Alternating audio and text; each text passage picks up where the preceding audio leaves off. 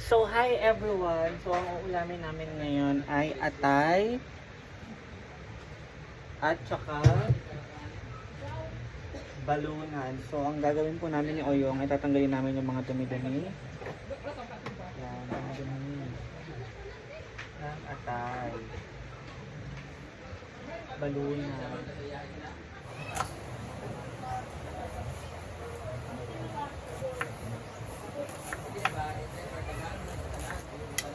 Sa babaw ang ginagawa ko, pinipit-pit ko lang naman siya ng bongga para kung sana siyang mabalatan.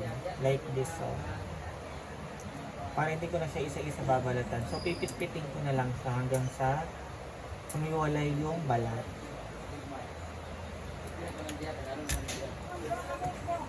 Talagang ba nandoy ako?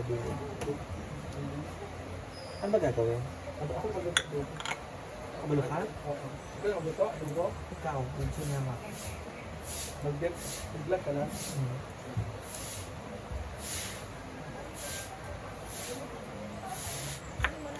Kailangan tulong pa yung isa. Pero ikaw na lang magluto ba? Ito na lang.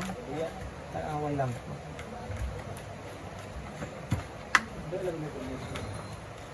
Ikaw na ba?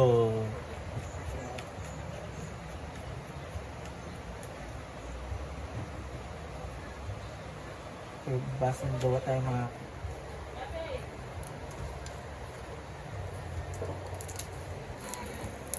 so ilalagay na po ni Hayford na pilay yung bawang.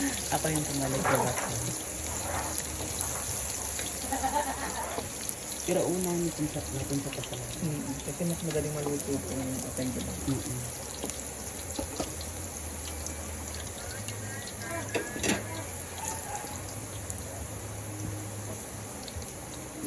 Imbis na pauwi na ako, dyan pa talaga ako na tapin. Saan ba siya?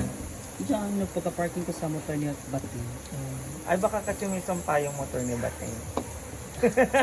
Yung ano, may, hindi ko napansin ba, may bato pala sa gilid.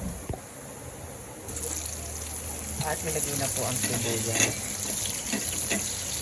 So kailangan kasi kailangan natin i-get ng bonggang-bongga para mabango.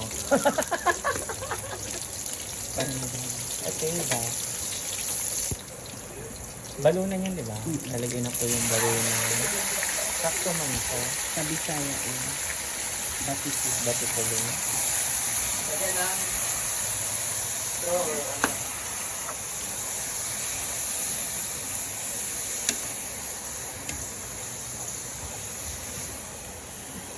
Kaya sobrang dali lang itong lutuin guys kasi hindi naman siya kailangan ng overcook. Yung sakto man lang siya. Yung malaking takip. Ha? Yung malaking takip.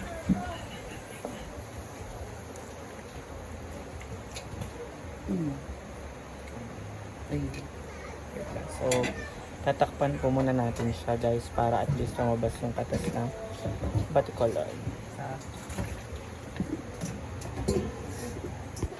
So, ilalagay na po yung atay. Ayan, after po ng atay, syempre halu-haluin muna siya. Tapos after nun, ilalagay na siya ng mga sangkap like toyo, suka, oyster, paminta, magic kineme. Basta lahat ng pampalasa ilalagay na yun. And then, sobrang dali lang yun talagang lutuin. Kaya nyo siyang lutuin in just 10 minutes. Charing! Kapag onti yung lulutuin mo. Siyempre pag ganyan karami, matagal-tagal siyang maluluto. Kasi ipagtutubig pa natin siya. So, sakto-sakto siya guys, ha?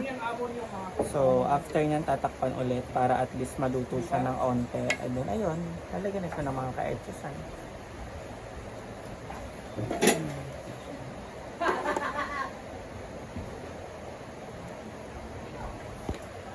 So, lalagyan na po ng toyo ni... Natin na ko.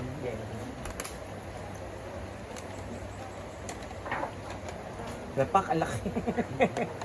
Big toyo.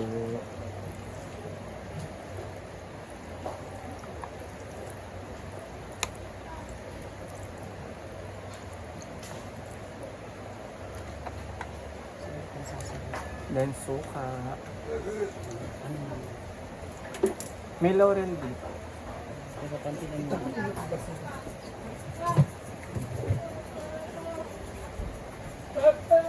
Papaw.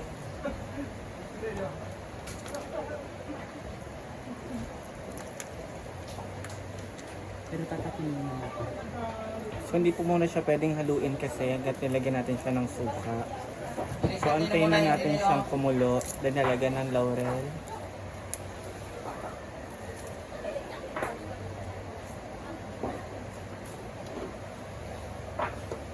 Pag magtatlo ka na, ikot mo ng daan.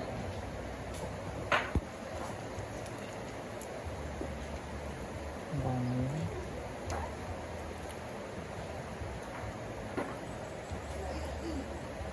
Pero kailangan pa natin siyang kumain. Yung parang yung tubig na. Nawala.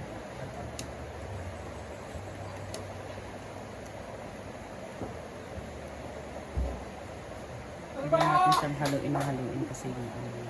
Madudurog yung item.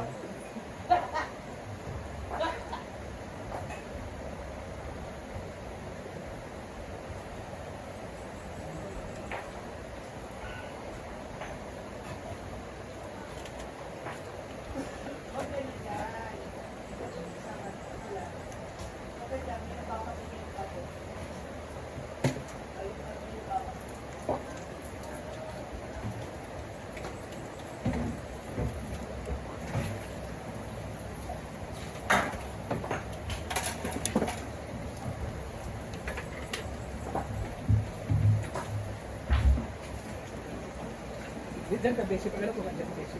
Edit ka dyan. Tama lang.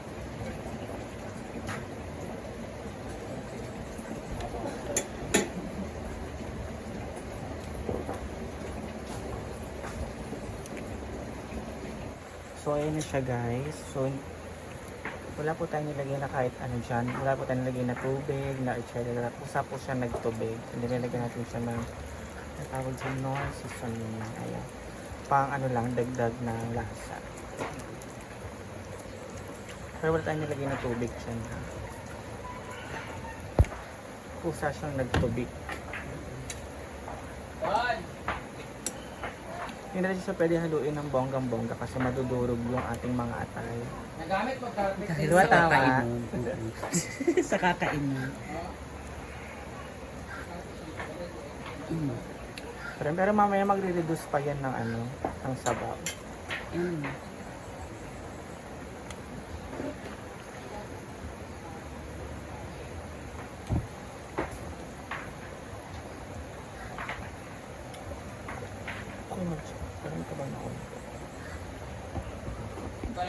So ayan na po siya for the huling kulo na po, and then luto na po siya guys. So thank you for watching.